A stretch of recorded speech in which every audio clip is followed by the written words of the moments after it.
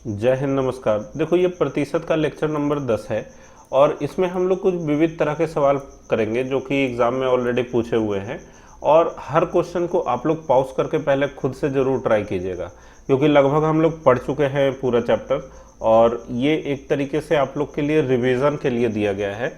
ठीक है, तो काफ़ी हेल्पफुल रहने वाला है। और देखिए कि किस तरीके से हम लोग इसको सॉल्व करते हैं। आपका तरीका वही है कि नहीं जो मैंने सिखाया पिछले वीडियोस में, तो थोड़ा सा प्रैक्टिस सेट के तौर पे इसको लेना है। ठीक है, देखो पहला क्वेश्चन क्या लिया गया है, यदि चीनी की खपत 12 किलोग्राम से बढ़कर 15 किलोग्राम हो जाती है तो प्रतिशत वृद्धि ज्ञात कीजिए। ठीक है, अब बहुत आसान सा सवाल है। 12 किलो से 15 किलो अगर हो जा रहा है चीनी का खपत, तो कितना खपत बढ़ गया भाई? 3 किलो चीनी का खपत बढ़ गया। तो 3 गुना 100 और बटा में क्या लेते हैं हमेशा? शुरू वाला, पहले वाला। तो शुरू में खपत कितना था? 12 किलो। इस 12 को हम लोग नीचे रख देंगे, है ना। तो 3 से 12 कट गया 4 बार में और 4 से 100 कटेगा 25 बार में। तो 25% वृद्धि हुई खपत में। आया बात समझ में? आंसर हो गया ऑप्शन नंबर सी। ठीक है, तो चूंकि बहुत आसान सवाल था इसलिए जल्दी जल्दी में हम लोग इसको देख चुके। अब देखो ये क्वेश्चन जो है बहुत इंपॉर्टेंट क्वेश्चन है और इसको किस तरीके से एग्जाम में टैकल करना है ये देखो। टमाटर की कीमत में 25% की वृद्धि हो जाए। ठीक है, 25% की वृद्धि हो जाए और सुधा टमाटर पर केवल 15% खर्च करना चाहती है, तो सुधा द्वारा प्राप्त टमाटर की मात्रा में कमी के प्रतिशत की गणना करें। अब देखो ये जो 25% वृद्धि है, ठीक है, 25% वृद्धि है,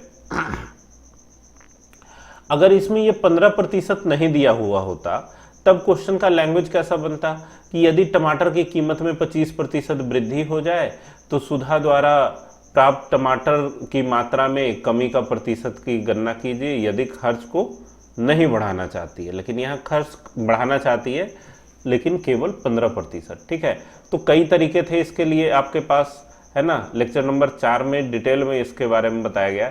देखो ऐसे भी हम लोग करते थे कि 25 गुना 100 और बटा में 100 प्लस 25 करके हम लोग निकाल देते थे। ठीक है, लेकिन उसमें ये जो 15% है ऐसा कुछ नहीं रहता था। यहाँ 15% वाला बात नहीं होता था, ये होता था कि खर्च बढ़ाना ही नहीं चाहती। ठीक है, और इसी क्वेश्चन के लिए आप लोग को ये भी बताया था मैंने कि जो x plus y plus x y by 100% वाला फॉर्मूला है, ठीक है, इसको भी हम लोग इस्तेमाल कर सकते हैं इसमें, है ना। इसको भी हम लोग इस्तेमाल कर सकते हैं। तो जिसमें कोई खर्च अधिक नहीं बढ़ता था उसमें तो बराबर 0 कर देते थे। यहां पर देखो ये कितने तरीके से फायदेमंद होगा। अगर हम लोग 25% वृद्धि कर रहे हैं और y जो है खपत में कमी, ये अगर y रहा तो 25 प्लस वाई प्लस 25 गुना वाई बटा में 100 बराबर यहाँ पर 15% अधिक खर्च करना है। तो यहाँ पर हम लोग 15 रखेंगे, यहाँ 0 नहीं रख के क्या रखेंगे? 15। यहाँ हम लोग 15 रखेंगे क्योंकि 15% उसको खर्च बढ़ाना है, ओवरऑल चेंज उसको 15 लेना है। ठीक है, अब देखो 25 से 100 तो कट जाएगा 4 बार में और 4 गुना वाई 4y और प्लस वाई, मतलब इधर नजर आया कितना? 5y बटा में 4 और ये 25 दूसरी तरफ जाके घटेगा तो 15 घटाओ 25 क्या आ जाएगा? -10। और y का मान क्या होगा भाई? y का मान होगा -10 गुना 4 बटा में 5। 5 से 10 कटेगा 2 बार में, y का मान हो गया -8। और प्रतिशत का चिन्ह हम लोग इसलिए देंगे क्योंकि इसके फॉर्मूला में ही प्रतिशत है। ठीक है, ये साथ में है, नोन है, तो हर जगह लिखने से अच्छा है कि लास्ट में हम लोग दे रहे हैं। और देखो ये माइनस साइन ये बता रहा है कि ओवरऑल कमी होनी है। ठीक है, तो सुधा द्वारा प्राप्त टमाटर की मात्रा में कमी होगी। कितनी कमी होगी? 8% की कमी होगी। आंसर हो गया ऑप्शन नंबर सी। समझ में आया? तो ये तरीका है जैसे आपको एग्जाम में सॉल्व करना है। हमेशा देखो एग्जाम में किस तरीके से सॉल्व करना है ये दिमाग में चलना चाहिए। ठीक है, उतनी ही तेजी में रहिए जैसे आप एग्जामिनेशन सेंटर में बैठे हुए हो, हमेशा एग्जाम के मूड में तैयार। ठीक है, जो अभ्यर्थी होते हैं, परीक्षार्थी होते हैं, उनका काम है कि हमेशा अपने तैयारी में बने रहें। ठीक है, एक कंपनी का मुनाफा अप्रैल से मई तक देखो 10% बढ़ गया, फिर मई से जून तक 20% घट गया, फिर जून से जुलाई तक 50% बढ़ गया। तो देखो पूछा जा रहा है कि अप्रैल से जुलाई तक मुनाफे में प्रतिशत बढ़ोतरी कितनी हुई। अक्सर लोग क्या करते हैं कि भाई पहले ये मान लेंगे 100% है, फिर 10% बढ़ा तो 110/100 करेंगे, 20% घटा तो भाई फिर 80/100 करेंगे, है ना, 50% बढ़ा तो 150/100 करेंगे, और सब कैलकुलेट करके जो भी आंसर आएगा उसमें से 100 घटा के बोलेंगे कि इतने प्रतिशत की बढ़ोतरी या कमी जो भी हुई। ठीक है, लेकिन इस तरीके में कैलकुलेशन ज़्यादा हो सकता है, क्योंकि कई बार डाटा जो है इतना आसान 10, 20, 50 टाइप का नहीं देता है। कभी 28% दे देगा, कहीं 10 की जगह 15% दे देगा, तो फिर कैलकुलेट करना टफ हो जाता है। तो देखो ये x + y + xy/100 वाला फॉर्मूला ही हम लोग लगाएंगे, और चूंकि यहाँ 3 डाटा है तो हम लोग 2 बार लगाएंगे। देखो कैसे, पहले 10% बढ़ गया तो +10, फिर 20% घट गया तो -20, +10 गुना फिर -20 बटा में 100। समझ में आ रहा है ना? अगर नहीं समझ में आ रहा है तो एक बार जरूर लेक्चर नंबर 4 देखिए, बहुत डिटेल में आप लोगों को समझाया हुआ है। ठीक है, 10 में से 20 घटा कितना हो गया, -10,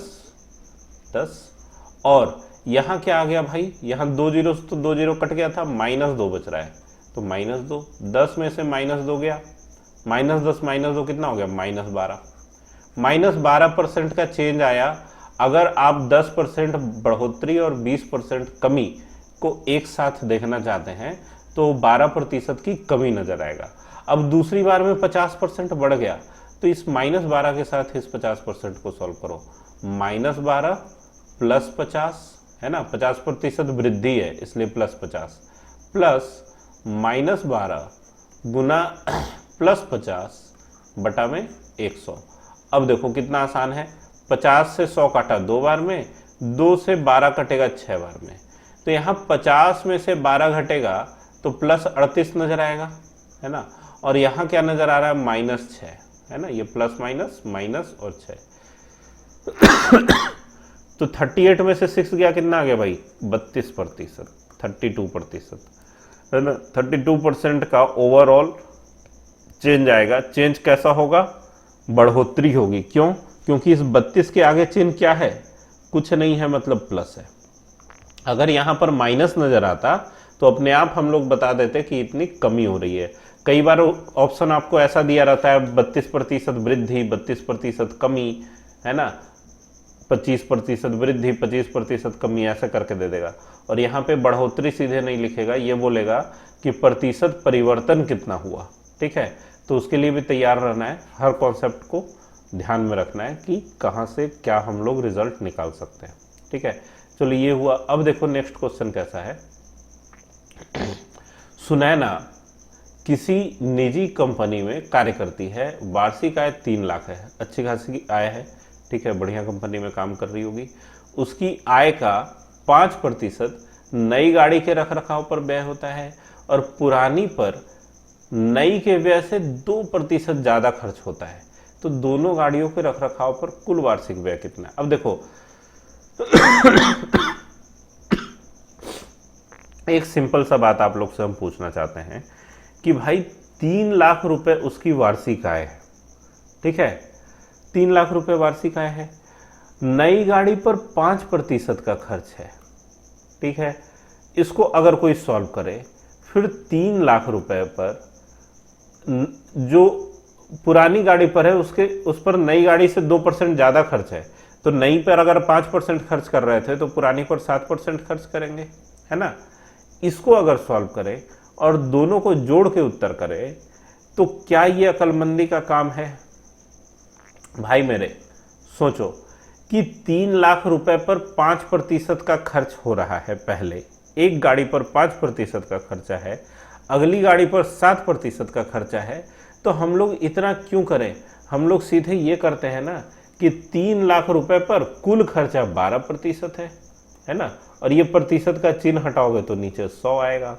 और कैलकुलेट भी करने की जरूरत नहीं है, इस 12 से 3 को गुना करोगे तो 36 नजर आएगा, और 36 केवल ऑप्शन नंबर बी में दिख रहा है। यही इसका आंसर होना चाहिए। तो क्यों अलग अलग मेहनत करके और फिर जोड़ घटाव करना है। ठीक है, आया बात समझ में। सीधे 12% निकालो, आ जाएगा 36,000। क्यों आ जाएगा, आप काट के भी देख सकते हैं। 2 0 2 0 काट दो, 12 तिया 36 के पीछे 3 0 और नजर आएगा, ये वाला 3 0। ठीक है, आ रहा है बात समझ में। अब देखो, यदि y का 90% x है, तब x का कितना प्रतिशत y होगा। देखो, ये क्वेश्चन अनगिनत बार सभी सवालों में सभी परीक्षाओं में पूछा जा चुका है। ठीक है, तो कोई इतना मुश्किल बात नहीं है, बहुत आसानी से आप लोग निकाल सकते हैं। बोला जा रहा है कि y का 90/100 बराबर कितना, x। ठीक है, अब देखो, इसमें कई बार लोग क्या करते हैं ना कि y को मान लेंगे, उससे x का मान निकालेंगे, 100 मान के करेंगे या कुछ भी। मेरे को जो ज़्यादा अच्छा तरीका इसका लगता है वो ये है कि इस y को दूसरी तरफ दे दो। ठीक है, मतलब x/y निकाल लो, क्या हो जाएगा 90/100। अब 1 0 से 1 0 कट गया, x और y का अनुपात मिल गया। अब सीधा सीधा बात यह है कि जब अनुपात में डाटा होता है अनुपात में डाटा होता है और किसी चीज का एग्जैक्ट वैल्यू नहीं निकालना होता है, तो आप सीधे अनुपात वाली संख्या को ही उसका वैल्यू मान के क्वेश्चन सॉल्व कर सकते हैं। कभी गलत नहीं होगा, इस बात को याद रखो, इस पॉइंट को लिख लो हो सके तो, क्योंकि यहाँ पे कोई एग्जैक्ट डाटा नहीं है। सीधे मान लो x बराबर 9, y बराबर 10, तो पूछा क्या जा रहा है भाई कि x का कितना प्रतिशत y होगा। तो y क्या है भाई, y है 10 गुना 100, और x का पूछा जा रहा है। शुरू में ही बताया आप लोग को प्रतिशत के चैप्टर में कि जिसका पूछा जाए उसको नीचे रखना है, तो बटा में 9। अब देखो क्या आ गया, 1000 बटा में 9। अब 9 से 1000 में भाग लगाओगे तो क्या नजर आएगा 9 एकम 9, फिर 9 एकम 9, 9 एकम 9, 9 एकम 9। ठीक है, तो 111.1% आंसर हो गया ऑप्शन नंबर बी। आया बात समझ में। सॉरी, 111.1 ये होगा आंसर। ठीक है, ये होगा। प्रतिशत का चिन्ह तो तब बनेगा, अगर प्रतिशत का बात करोगे तो इसको प्रतिशत में बदलने के लिए 100/100 से गुना करना पड़ेगा, है ना। आंसर में केवल वैल्यू दिया है, इसलिए 111.1 होगा। अगर कोई प्रतिशत में बदलना चाहे तो 111.1 गुना 100 बटा में 100 करना होगा, है ना। इस तरीके से होगा। आया बात समझ में। इसको हम लोग यहाँ पे हटा देते हैं। आंसर क्या हो गया 111.1। अब देखो नेक्स्ट क्वेश्चन क्या है। यदि ए का वेतन बी के वेतन से 20% कम है, तो बी का वेतन ए के वेतन से कितने प्रतिशत अधिक है। अब देखो, ए का वेतन बी के वेतन से 20% कम है, मतलब कि आप ये भी कह सकते हैं कि ए और बी, ए का वेतन बी के वेतन से 20% कम है, तो बी रहा होगा 100, तो ए रहा होगा 80। तो बी का वेतन ए के वेतन से कितने प्रतिशत अधिक है। तो भाई अधिक तो 20 ही है, लेकिन प्रतिशत जब निकालना है तो 20 गुना 100 और बटा में क्या आएगा ए का वेतन। ए का वेतन क्या है 80%। अब 20 से 80 काट लो 4 बार में, और 4 से 100 काट लो 25 बार में। ठीक है, आया बात समझ में। ये सेम डाटा का क्वेश्चन इतनी बार अनगिनत पूछा हुआ है कि लड़कों को आंसर ही इसका याद हो जाता है कि भाई 20% कम है तो 25% अधिक होगा। सीधे ऑप्शन नंबर बी मारते हैं, कोई कैलकुलेशन नहीं करते हैं। ठीक है, तो प्रैक्टिस सेट अगर आप लगाते रहेंगे ना तो बहुत सारे क्वेश्चन आपको याद हो जाएंगे, उसका आंसर आपको याद रहेगा, वो बनाने का भी जरूरत नहीं पड़ेगा। ठीक है, तो इसलिए एग्जाम का प्रीवियस ईयर क्वेश्चन और प्रैक्टिस सेट लगाना जरूरी है। रोज रूटीन बना के एक सेट जरूर लगाइए, उससे आपका पूरा एनालिसिस होगा कि मैथ के किस टॉपिक में कहाँ पे कमी रह रही है, क्या पढ़ना है क्या नहीं पढ़ना है। इसलिए तैयारी का सबसे अच्छा तरीका है प्रैक्टिस सेट लगाना। ठीक है, अपना नंबर हमेशा पिछले वाले टेस्ट से इम्प्रूव हो रहा है कि नहीं, क्यों नहीं हो रहा है, और सेट लगाने के बाद जो क्वेश्चन नहीं बनते हैं उसका सॉल्यूशन भी पूरे तरीके से देखना चाहिए कि ये अगर नहीं बना तो क्यों नहीं बना, ठीक है, या कोई बना भी तो उसका क्या कोई शॉर्टकट मेथड हो सकता है, इस बात को भी सोचना चाहिए, ठीक है, तब तैयारी पूरी होगी। अब देखो एक क्वेश्चन ये है कि ए बी के 120% के बराबर है, तो बी ए प्लस बी के कितने प्रतिशत के बराबर है। देखो बहुत आसान सा सवाल है, ए और बी के बारे में कहा जा रहा है कि ए जो है बी का 120% है, तो भाई बी अगर रहा होगा 100 तो ए रहेगा कितना 120। अब बी और ए प्लस बी का बात किया जा रहा है, तो बी और कौन है ए प्लस बी, तो भाई बी तो है 100 और ए प्लस बी कितना हो गया 220, ठीक है। इसमें पूछा क्या जा रहा है कि ये जो b है ये a प्लस बी का कितना प्रतिशत है, तो निकाल लो।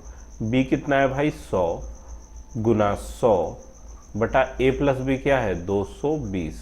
0 से 0 काट लो, 2 से काट लो इस 10 को 5 बार में, और 22 कटेगा 11 बार में, मतलब ऊपर नजर आया कितना 500 और बटा में 11 से इसको काटेंगे तो कितना आ जाएगा 11 चौका 44 6 50, 11 पचे 55, 11 चौका 44 6 पर 0 60 हो गया, 11 पचे 55 है ना, बाकी का बचा 5, तो 45.5 बटा 11%। आंसर हो गया ऑप्शन नंबर सी।